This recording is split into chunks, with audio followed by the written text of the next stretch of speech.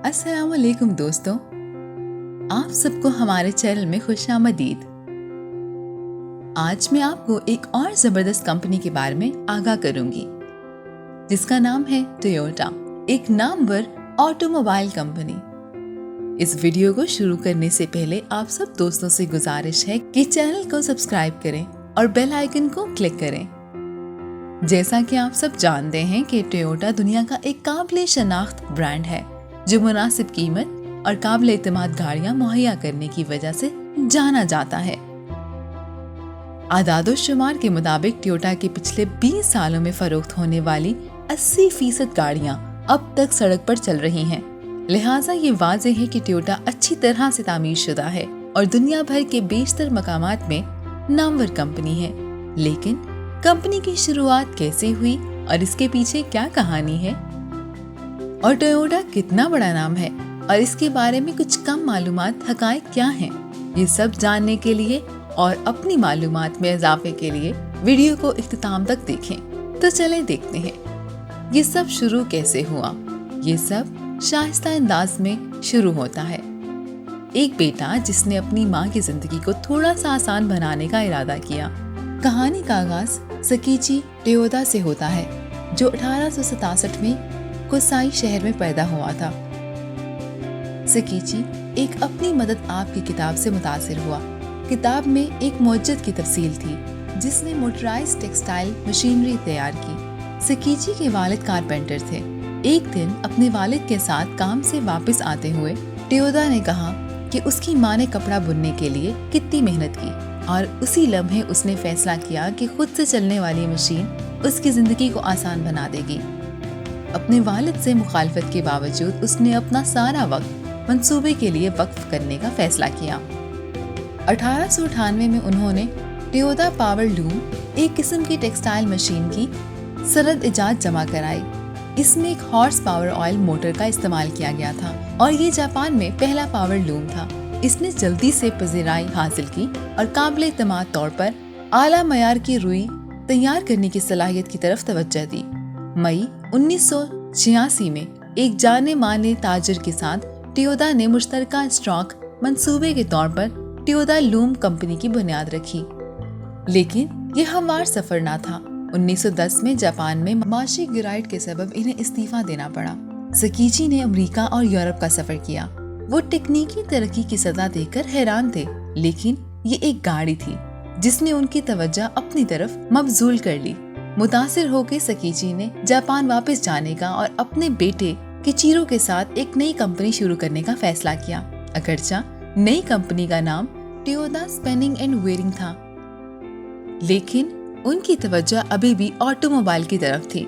1929 में उसने 10 लाख येन में वेयरिंग मशीन के हकूक फरोख्त कर दिए और ये रकम अपने बेटे को सिर्फ एक शर्त पर दी कि वो इस रकम को अपनी ऑटोमोबाइल कंपनी बनाने के लिए इस्तेमाल करेगा।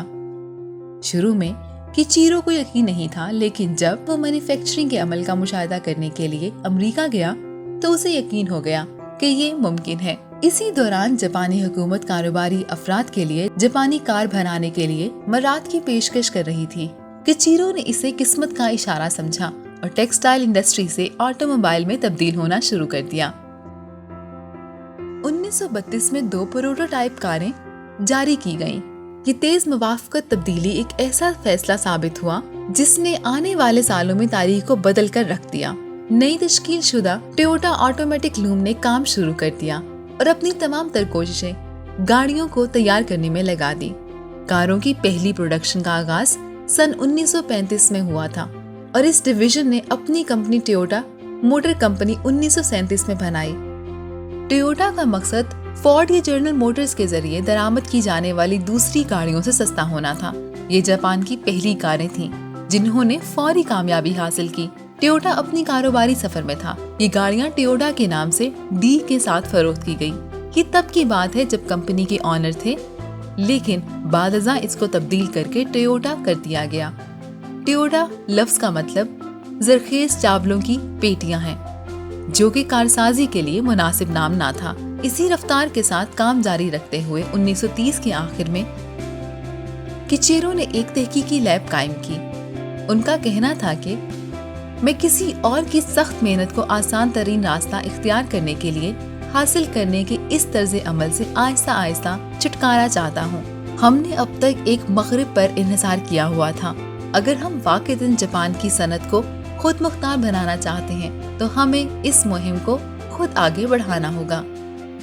1930 کی دہائی میں متعدد پروڈکشن پلانٹوں میں توسیع کے بعد 1940 کی دہائی میں دوسری جنگ عظیم کے واقعات نے کمپنی کو تقریباً تباہ کر دیا، جس کی وجہ سے کچیرو کو مستعفی ہونا پڑا۔ اگلے چند سال نہایت مشکل تھے، لیکن ایک عجیب موڑ یہ کوریا کی جنگ کی وجہ سے آیا جس نے ٹویوٹا کو بچایا۔ یہ کمپنی دیوالیہ پن کے دہانے پر تھی، لیکن کورین جنگ کے ابتدائی چند مہینوں میں امریکہ نے ٹویوٹا سے 5000 سے زائد گاڑیاں خریدنے کا معاہدہ کر لیا اور اس طرح کمپنی بحال ہو گئی۔ 1950 کی دہائی میں کچھ مینیجرز نے دیکھا کہ امریکن ورکرز جاپانیوں سے 9 گنا زیادہ پروڈکٹیو ہیں۔ پھر انہوں نے دریافت کیا کہ مسئلہ لوگوں میں نہیں بلکہ ان کے پروسیس میں ہے۔ اس دہائی میں کمپنی نے اپنی کارکردگی کو بڑھانے کے لیے اپنے پروسیس کو ہموار کیا تاکہ ان کی پروڈکٹیوٹی بڑھ سکے۔ 1955 میں صورتحال اچھی ہونے کے ساتھ ہی انہوں نے اپنی نظریں گلوبل مارکیٹ کی طرف کی۔ اس وقت دنیا کی سب سے بڑی مارکیٹ جو کہ US تھی۔ ٹویوٹا کے ایگزیکٹو نے یہ بات نوٹ کی کہ امریکی بڑی گاڑیوں کے ساتھ چھوٹی یورپی گاڑیاں بھی موجود تھیں، لیکن انہوں نے یہ مسئلہ بھی دیکھا کہ وہ بہت مہنگی تھیں۔ اس کے رد عمل کے طور پر ٹویوٹا نے سستی کاریں بنائیں اور امریکی مارکیٹ میں بھیجی۔ اسے ٹویوٹا کراؤن کہا جاتا ہے۔ کمپنی نہایت جوش و خروش میں تھی کہ یہ ان کے لیے ایک بڑا بریک ہوگا، لیکن پھر پتہ چلتا ہے کہ یہ صرف ایک مکمل تباہی تھی۔ صرف 300 گاڑیاں فروخت ہوئیں کیونکہ انہوں نے امریکی سڑکوں کو سمجھنے میں غلطی کی۔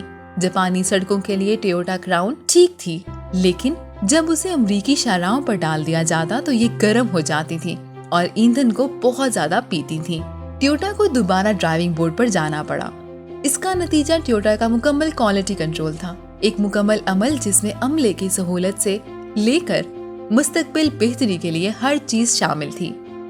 اس کے بعد انہوں نے عالمی سطح پر برآمد کیا۔ برآمدی حکومت عملی کو کچھ یوں کہا جاتا تھا، گینچی بنبلسو، جس کا مطلب ہے نتیجے پر جائیں اور صحیح فیصلہ کرنے کے لیے حقائق حاصل کریں۔ بیرونی مارکیٹ کی کافی تحقیق کے بعد ان کی گاڑیاں بیرونی ممالک کامیاب ہونا شروع ہو گئیں۔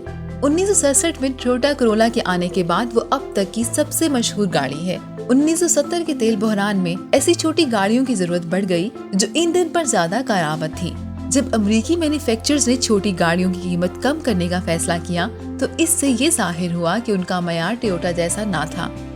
اس وقت سے ٹویوٹا کی کامیابی شروع ہو گئی، جیسے 1982 میں کیمری، MR2 اور سپرا اور یقیناً پریس۔ 1999 میں کمپنی اپنی سب برانڈ لیکسس کے ساتھ مارکیٹ میں داخل ہوئی۔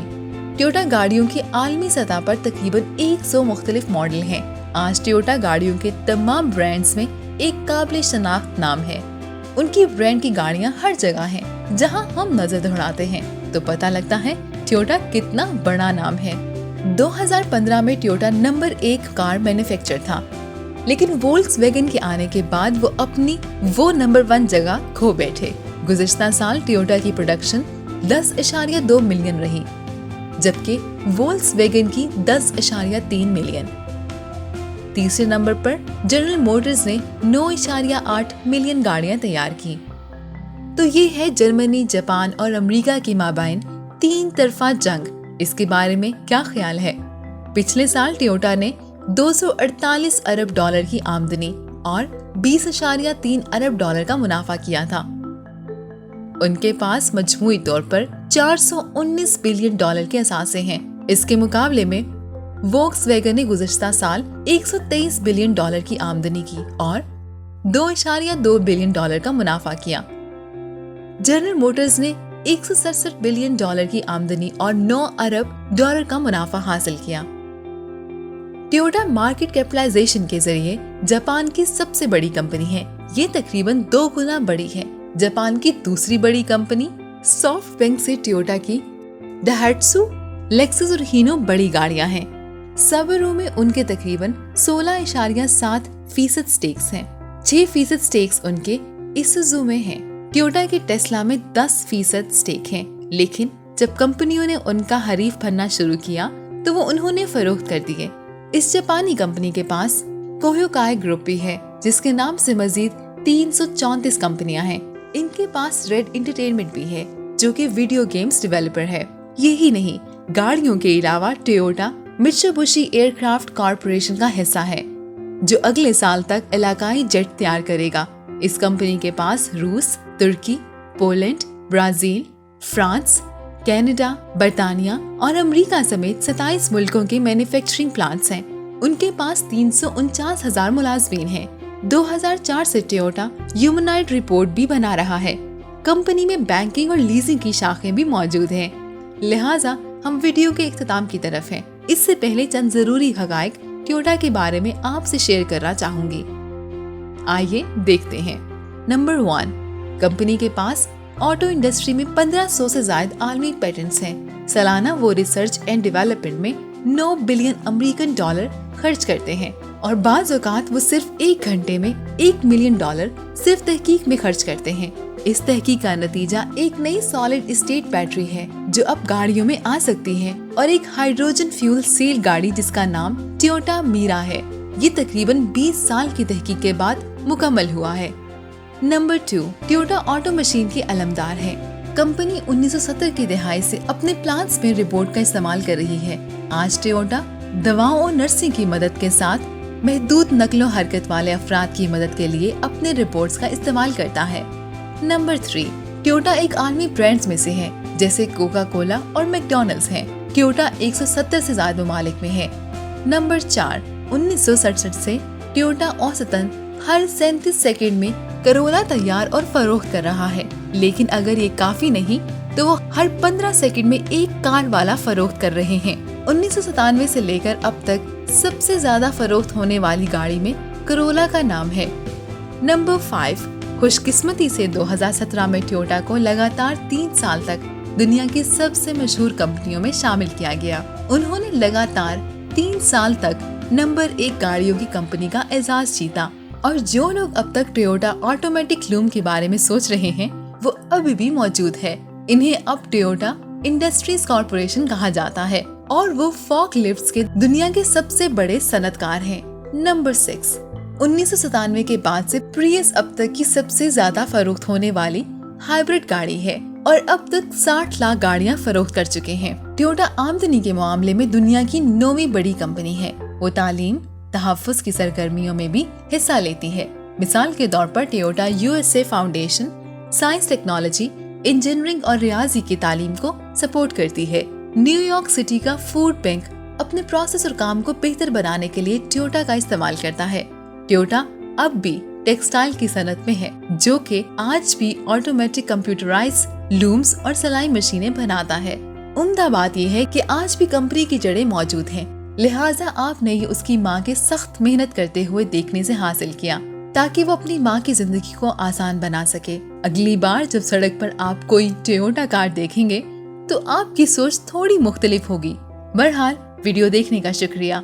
उम्मीद है आपको हमारा मालूमाती सफर पसंद आ रहा होगा, और इस सफर में हमारे साथ रहने के लिए चैनल को सब्सक्राइब करें, वीडियो को लाइक करें और शेयर करें, ताकि बाकी तमाम दोस्त भी उससे फैज़याब हो सकें। जल्द ही एक नई वीडियो के साथ फिर मिलेंगे।